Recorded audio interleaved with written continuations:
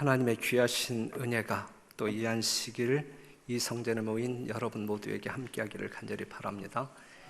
지난 안식일 저희들은 상당히 큰 행사를 치루었습니다.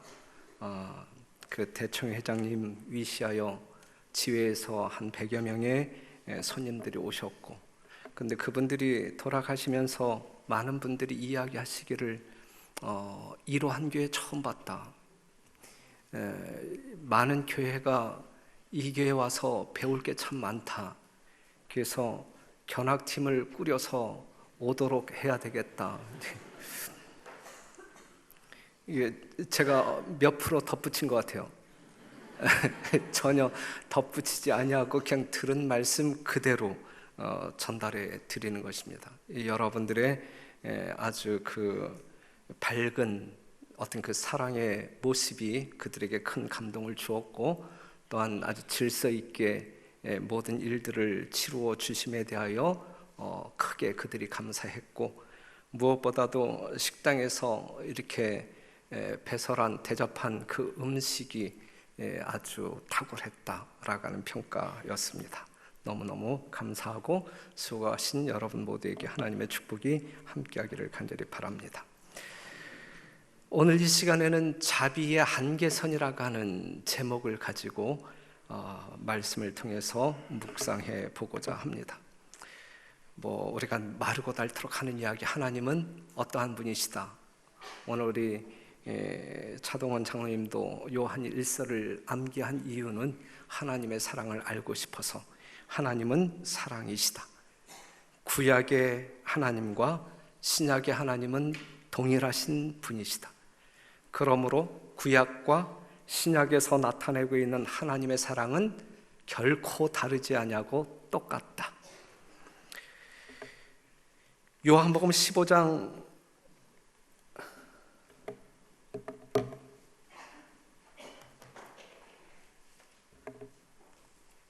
요한복음 15장 12절에 있는 말씀 보면, 내 계명은 곧 내가 너희를 사랑한 것 같이 너희도 서로 사랑하라 하는 이것이니라. 사람이 친구를 위하여 자기 목숨을 버리면 이에서 더 큰 사랑이 없나니 너희가 나의 명하는 대로 행하면 곧 나의 친구라 그랬어요. 성경에서 묘사하고 있는 최고의 사랑은 어떠한 사랑이요? 목숨을 버리는 사랑. 목숨을 버리는 사랑을 최고의 사랑으로 묘사하고 있어요. 그런데 자기의 목숨을 거는 것보다 더 큰 사랑이 있는데, 그것은 자기가 사랑하는 자식의 목숨을 걸고 하는 사랑이 훨씬 큰 사랑입니다. 하나님과 우리의 사랑은 이러한 목숨을 주고 받는 것입니다. 우리의 목숨을 걸고 하는 사랑이 아니라 그보다 더 사랑하는 자식의 목숨을 걸고 사랑하는 그러한 관계이다. 요한복음 3장 16절, 하나님이 세상을, 여러분들을 이처럼 사랑하시기 때문에 누구를 주셨어요? 독생자 예수님을 주셨습니다. 이것이 인간을 향한 하나님의 사랑이십니다. 하나님을 향한 인간의 사랑은 어떠해야 할까요? 창세기 22장 9절에서 12절에 있는 말씀을 보게 되면, 우리 모두를 대표한 아브라함, 하나님께서는 그에게 아들 이삭을 요구했고, 하나님을 사랑하는 아브라함은 아들 이삭을 하나님께 드립니다. 12절, 사자가 가라사대 그 아이에게 내 손을 대지 말라, 아무 일도 그에게 하지 말라. 내가 내 아들 내 독자라도 내게 아끼지 아니하였으니 이제야 내가 하나님을 경외하는 줄을 아노라 그랬어요. 하나님께서도 우리를 향하여 사랑하실 때에 아들의 목숨을 걸고 하는 사랑이고, 인간 하나님을 향한 우리들의 사랑도 우리가 더 사랑하는 자식들의 목숨을 걸고 하는 사랑이어야 된다, 이것이죠. 이것이 성경적인 하나님과 우리 사이에 있어야 할 사랑의 교감이다 라고 말하고 있습니다. 이러한 관계 속에 사는 사람들은 이렇게 간증합니다. 자기 아들을 아끼지 아니하시고 우리 모든 사람을 위하여 내어주시니가 어찌 그 아들과 함께 모든 것을 우리에게 은사로 주지 아니하시겠느냐. 이 하나님의 사랑을 확신하는 그러한 성도들의 믿음이 전폭적으로 나타나고 있습니다.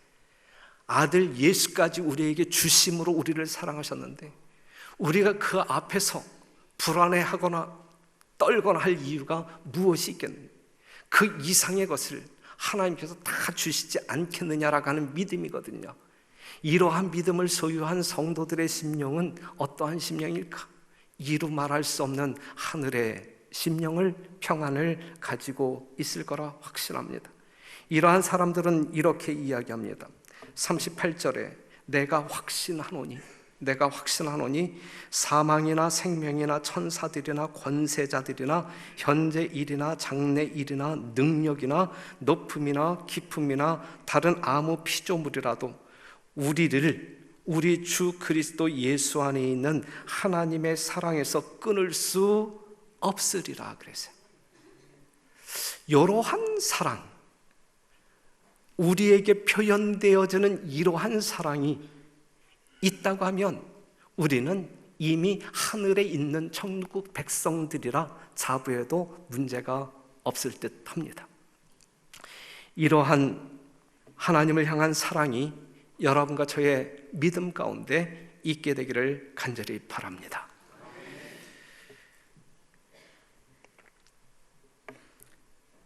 그렇다면 출애굽기 12장에 있는 말씀 한번 볼게요.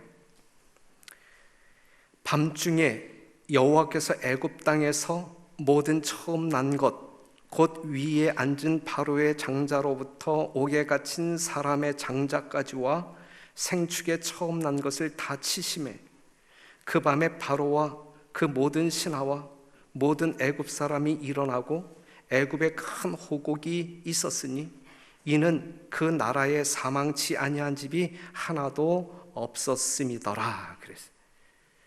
누가 쳤어요? 하나님이 쳤다. 사람도 짐승도 처음 난 것은 다 죽였다. 누가? 하나님이. 왕도 신하도 그리고 모든 백성이 다 울었다. 어떻게? 크게 울었어. 크게. 죽은 장자의 시체를 끌어안고 울었습니다. 누가 그들을 울렸는가? 하나님이시죠. 그렇다면 이러한 하나님의 행위도 사랑이라고 말할 수 있을까? 이러한 하나님의 행위도 사랑이라고 말할 수 있을까? 너무 잔인한 것 아닙니까? 이러한 사건을 보면서 엄청난 하나님의 사랑을 우리가 경험할 때 우리는 성경에 표현되어진 하나님을 제대로 안다라고 말할 수 있는 거예요. 이러한 정말 인간적으로 볼 때 너무너무 참혹하고 잔인한 사건인데 이러한 사건 속에서 우리는 하나님의 무한한 사랑을 경험할 수 있는가? 있어야 된단 말이죠. 있어야 된단 말이죠. 하나님은 분명 사랑이십니다. 어떠한 사랑? 주 여호와의 말씀에 나의 삶을 두고 맹세하노니 나는 악인의 죽는 것을 기뻐하지 아니하고 악인이 그 길에서 돌이켜 떠나서 사는 것을 기뻐하노라. 이스라엘 족속아 돌이키고 돌이키라. 너희 악한 길에서 떠나라. 어찌 죽고자 하느냐 하셨다 하라. 이게 하나님의 사랑. 구약성경의 하나님. 구약성경의 하나님. 사랑은 행동하게 합니다. 요즘 교과 책에서 공부하고 있죠. 사랑은 행동하게 한다. 인류를 향한 하나님의 사랑은 창조와 구속이라고 하는 행동으로 나타납니다. 하나님의 사랑은 살리는 거예요. 살리는 것. 죽지 않고 살게 하는 것이 하나님의 사랑입니다. 하나님은 생명의 시여자, 생명을 주시는 분. 그래서 요한복음 17장 3절에 있는 말씀 보면 영생은 무엇라고요? 하나님을 아는 것이라. 하나님이 어떠한 존재인지, 하나님의 성품이 무엇인지 아는 것이 영생이라 그래요. 그래서 하나님은 사망의 죄인들을 살리기 위해서 하나님이 어떠한 분인지 알려주기 위하여 쫓아다니시는 분이다. 예? 성경을 보게 되면 어떻게 해서라도 살리기 위하여, 하나님의 존재가 어떠한 존재인지 알리기 위하여 숨어있는 아담일지라도 도망치는 엘리야일지라도 쫓아가면서까지 하나님이 어떠한 분인지를 알려주고자 하신단 말이에요. 그만큼 하나님은 사람들이 죽지 않고 살기를 원하시는 분이시다. 이것이 하나님의 사랑의 행위이다라는 사실을 오늘 이 시간 기억하시면 참 좋겠습니다. 출애굽기 5장 1절에 있는 말씀 보면, 그 후에 모세와 아론이 가서 바로에게 이르되 이스라엘 하나님 여호와의 말씀에 내 백성을 보내라. 그들이 광야에서 내 앞에 절기를 지킬 것이니라 하셨나이다. 바로가 가로되 여호와가 누구건대 내가 그 말을 듣고 이스라엘을 보내겠느냐. 나는 여호와를 알지 못하니 이스라엘도 보내지 아니하리라 그랬어요. 모세가 바로에게 누구를 말합니까? 하나님을 말해요. 하나님을. 바로가 그때에 모세에게 뭐라고 대꾸하냐면 여호와가 누구간데 여호와를 모른다라고 이야기해요. 여호와를 모른다. 그런데 하나님은 이렇게 말씀하십니다. 하나님을 모른다라고 말하는 바로에게 하나님은 이렇게 말씀하십니다. 다 같이 시작. 내가 너를 세웠음은 나의 능력을 내게 보이고 내 이름이 온 천하에 전파되게 하려 하였음이니라. 여호와를 알지 못한다라고 말하는, 여호와가 누구간데라고 말하는 바로를 향하여 주님께서 하시는 말씀은 내가 너를 세웠다라고 해요. 내가 너를 세웠다.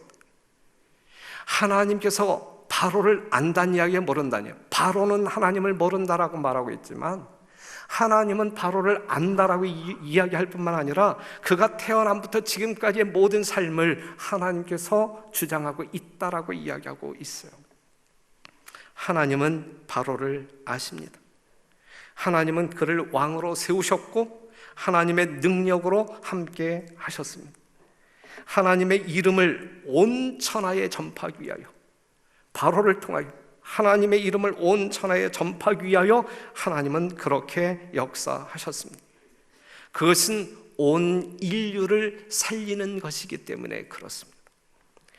하나님은 여러분들이 의식하든 안 하든 여러분들의 전 일생을 통하여 지금 이 순간에도 여러분들이 의식하든 안 하든 우리 하나님은 누구와 함께 계신다고요? 우리와 함께 하신다. 아시기 바랍니다. 분명 우리 하나님은 우리와 함께 계신다라는 사실을 아시길 바랍니다. 그런데 바로는 그 하나님을 모른다라고 이야기해요. 모른다. 그래서 바로는 죽은 자의 산자예요. 죽은 자. 하나님을 모르는 자는 죽은 자. 죽은 자. 그래서 하나님은 죽은 바로를 살리기 위하여 행동하십니다. 그것은 누구를 알게 하기 위하여? 하나님을 알게 하기 위하여. 출애굽기 7장 17절, 여호와가 이같이 이르노니 내가 이로 인하여 나를 여호와인 줄 알리라 그랬어요. 하나님께서 어떠한 행동을 하셨는지 잠시 뒤에 살펴보겠지만 이로 인하여, 하나님의 행동으로 인하여 나를 여호와인 줄 알리라. 그러니까 하나님께서 바로를 향하여 어떠한 일을 행하든지 그 행하시는 목적은 사랑인데, 목적은 바로로 하여금 누구를 알게 하기 위하여? 하나님을 알게 하기 위하여. 하나님을 아는 것이 영생이니까 그를 살리기 위하여 행동하신다, 이것입니다. 내가 이로 인하여 나를 여호와인 줄 알리라. 여러분들이 매일 매순간 살아가실 때에 경험되어지는 모든 사건 속에서 하나님의 음성을 들을 뿐만 아니라 하나님을 만나는 그러한 일들이 늘 충만했으면 좋겠어요.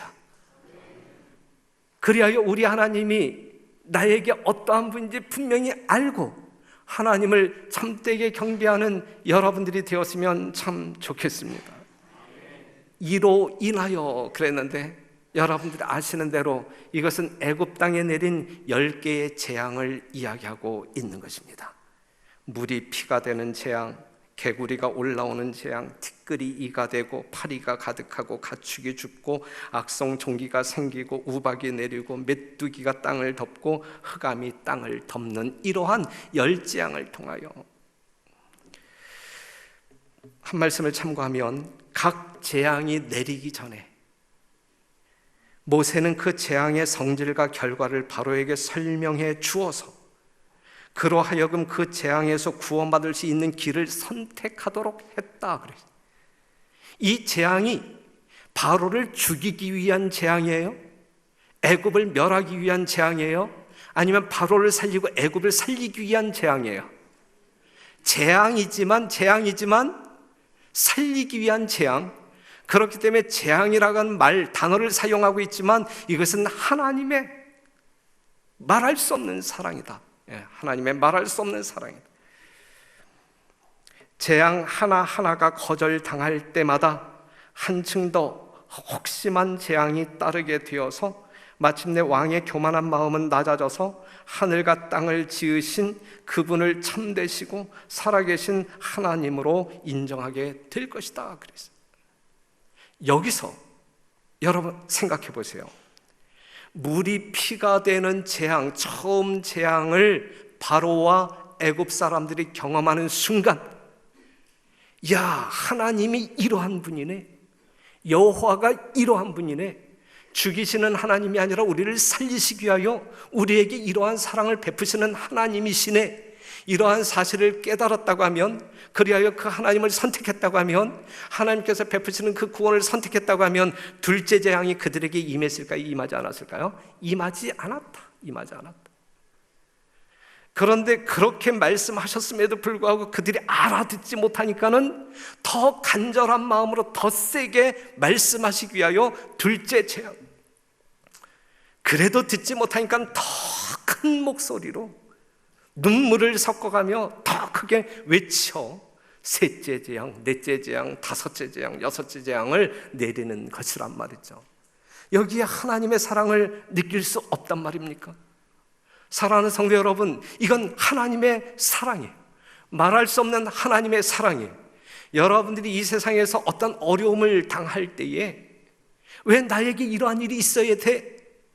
이렇게 울부짖지 마시고 하나님께서 내가 알아들을 수 있도록 이렇게 크게 큰 소리로 외치고 계시는구나.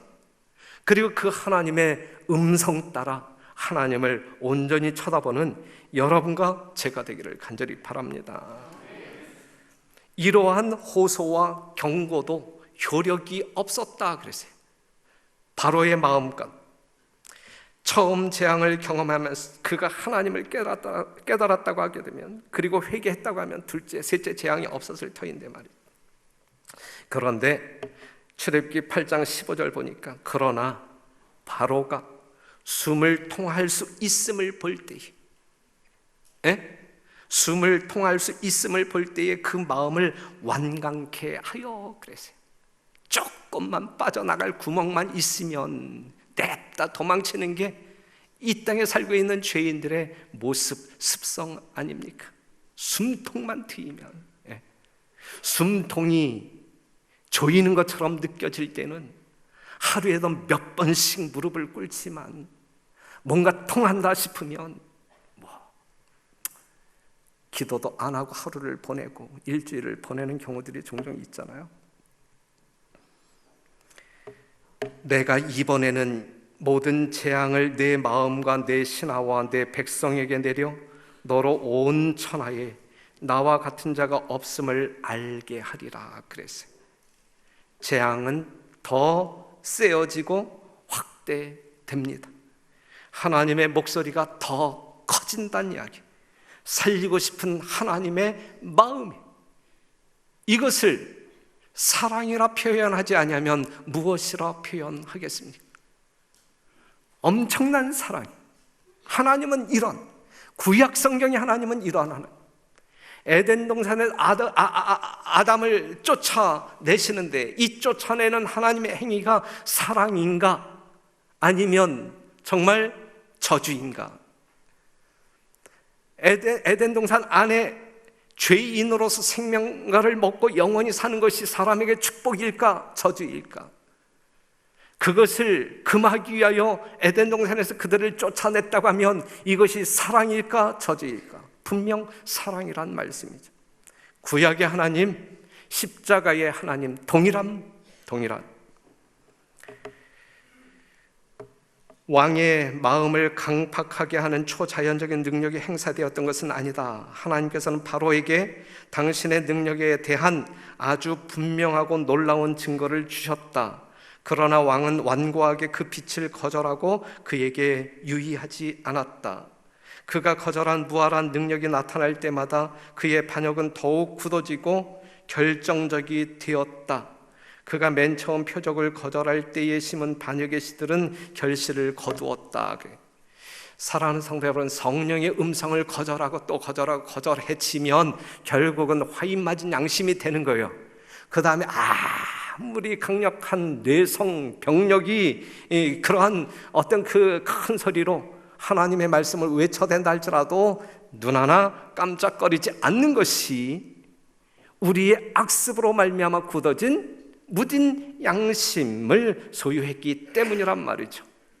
성도 여러분, 하나님의 말씀을 통하여, 선지자의 글을 통하여 하나님의 분명한 말씀을 깨달을 때 미루지 말고 즉각적으로 순종함으로 말미암아 하나님께 붙어있는, 그리하여 생명력 있는 하나님의 귀한 성도 여러분 되시기를 간절히 바랍니다. 그래서 결국은 처음 난 것들이 죽습니다. 이걸 우린 장자재앙이라고 하죠. 장자재앙. 다시 한번 반복한다고 하면 밤중에 여호와께서 애굽 땅에서 모든 처음 난 것, 곧 위에 앉은 바로의 장자로부터 옥에 갇힌 사람의 장자까지와 생축에 처음 난 것을 다 치심해 이는 그 나라에 사망치 아니한 집이 하나도 없음이었더라. 끔찍한 재앙이죠. 끔찍한 재앙. 하나님이 내리신 거잖아요. 이 하나님은 두려운 하나님인가? 사랑의 하나님인가? 오늘 설교를 듣는 여러분들의 마음 가운데 내릴 결론은 뭐예요? 이건 엄청난 사랑이다. 엄청난 사랑이다. 한번 보세요. 이러한 사람들을 살리기 위하여 우리 하나님은 누구를 먼저 죽였어요? 하나님의 아들을 먼저 죽여요. 장자 재앙이 임하기 전에 하나님께서는 그들에게 퍼부어 주실 모든 사랑을 퍼부어 주시는데 누구를 먼저 죽이는 거예요? 아들, 독생자 예수 그리스도를 죽이는 거예요. 그래서 문설주와 임방에 그 피를 바를 때에 그 안에 있는 사람들은 생명을 보존할 수 있는 것이잖아요. 그 복음이 선포되었잖아요. 바로에게도 들려졌고 바로의 신하들에게 들려졌잖아요. 하지만 그들이 이렇게 참혹한 결과를 경험할 수밖에 없는 것은 그들이 깨닫고 하나님을 알고 생명의 길로 들어오기로 선택한 것이 아니라 거절함으로 말미암아 그냥 자연스럽게 나타나는 결과일 뿐이다. 그렇기 때문에 이러한 심판 앞에서 그들은 핑계치 못할지니라.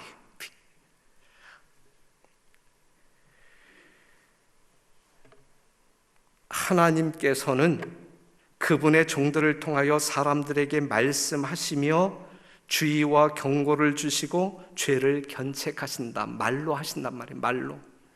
그분은 각 사람에게 그들의 그릇된 행위가 품성에 고착되기 전에 그것들을 시정할 수 있는 기회를 주신다. 그러나 만일 그가 시정받기를 거절한다면 하나님의 능력은 그의 행동의 경향을 제시하기 위하여 개입하지 않으신다. 그는 같은 길을 되풀이하기가 훨씬 쉽다는 것을 알게 된다. 그는 성령의 감화에 대항하여 마음을 굳게 하고 있다. 계속 빛을 거절하면 그는 더욱 강력한 감화력도 영구적으로 감명을 주지 못하는 곳에 자신을 두게 된다. 그럴 때 하나님께서는 어찌할 수 없다니. 하나님께서도 하시지 못하는 일이 있어요. 어찌할 수 없단 말이에요. 이것이 심판입니다. 이것이 멸망입니다. 그 자리에 내가 있게 된 것은 나의 완악함 때문이지 하나님의 저주가 아니란 말이에요. 하나님은 우리가 그 자리에 있는 것을 결코 원하지 않는단 말씀입니다. 사랑하는 성도 여러분, 지금 여러분들은 어디에 계십니까? 여러분들은 어느 자리에 계십니까? 어느 자리?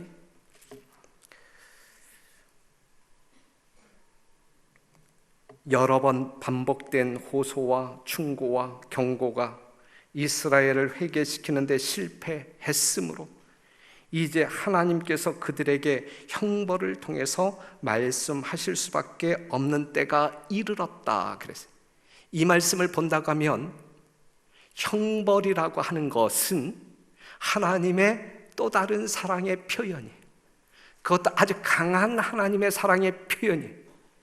하나님께서 여러분들을 살리시기로 작정하지 아니하신다고 하면 아무 일도 안 하는 것입니다.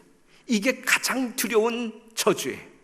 하나님께서 응답하시지 않는 것, 아무 일도 하시지 않는 것, 이게 가장 끔찍한 저주예요.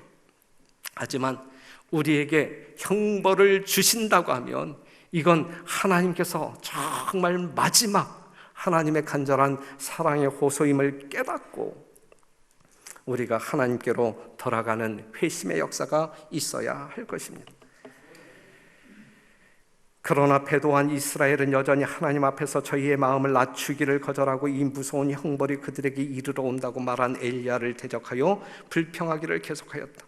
그들은 고통과 근심 중에서도 회개하라는 요청, 곧 그들이 하나님의 용서의 한계 밖으로 운명의 발걸음을 내딛지 않도록 하시려는 하나님의 중재를 분별할 수 없는 것처럼 보였다. 이 말씀을 보게 되면 한계선이 있어요. 한계선이 있어요. 경계선이 있어요. 경계선. 그러나 거기에는 넘을 수 없는 한계선이 있다. 사람들이 그 정해진 한계선에 이를 날이 심히 가깝다 그랬어요. 그러니 여러분들은 지금 어느 위치에 있느냐, 어느 위치에. 소돔 사람들은 자비의 한계를 넘었으며 그래서 그들이 불의 심판을 받은 거예요. 받은 거예요. 무한하신 하나님께서는 지금도 정확하게 열국과 계산하신다. 회개하도록 부르시며 당신의 은혜를 베푸시는 동안 이 계정은 열려 있으나 그 숫자가 하나님께서 정하신 액수에 달할 때 당신의 분노의 역사는 시작된다. 그때는 계산은 끝나고 하나님의 참으심도 그친다. 자비는 더 이상 그들을 위하여 호소하지 아니한다 그랬어요.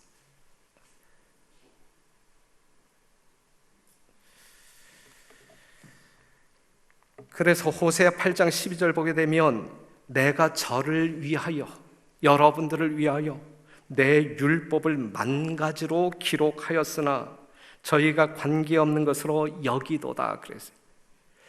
그냥 다시 이야기한다고 하면 하나님께서는 우리들을 위하여, 우리의 구원을 위하여 하실 수 있는 모든 일은 다 하시는 거예요. 지금 이 한계선이라고 하는 말이 여러분들에게 지금 제공되고 있지만 하나님의 사랑은 무한입니다. 무한. 예?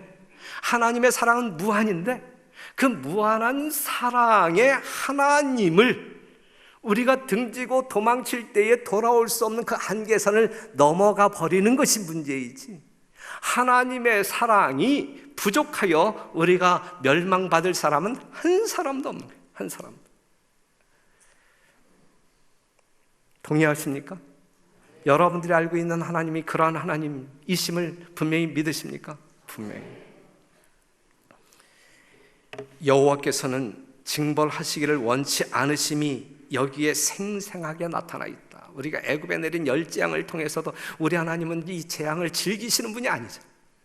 결코 즐기시는 분이 아니죠. 여호와께서는 회개하지 않은 자들에게 호소하시려고 당신의 형벌을 멈추신다. 인애와 공평과 정직을 땅에 행사하시는 하나님께서는 죄 많은 당신의 자녀들을 그리워하시고 할 수 있는 모든 방법을 사용하셔서 그들에게 영생의 길을 가르치고자 하신다. 하나님께서는 하실 수 있는 모든 방법을 동원해서, 그것이 권고이든 그것이 협박이든 그것이 형벌이든 하실 수 있는 모든 방법을 총동원해서 우리가 그분이 하나님인 줄 알게 하고 하나님의 사랑을 깨닫게 하고 우리를 살리시는 분이다라는 사실을 받아들이게 하심으로 말미암아 죽지 않고 영생의 길에 서기를 그토록 원하신다. 자, 오늘 말씀을 통하여 본다고 하면 선이 있습니다. 한계선이 있어요. 돌이킬 수 없는 그 선이 있어요. 넘어서는 안 되는 그 선이 있어요. 하나님은 그 선을 넘지 않도록 하기 위해 할 수 있는 모든 방법을 다 동원하여 여러분들에게 호소하고 호소하십니다. 눈물 섞인 자비의 호소. 맨 처음에는 말로 해요. 눈물을 섞고 호소합니다.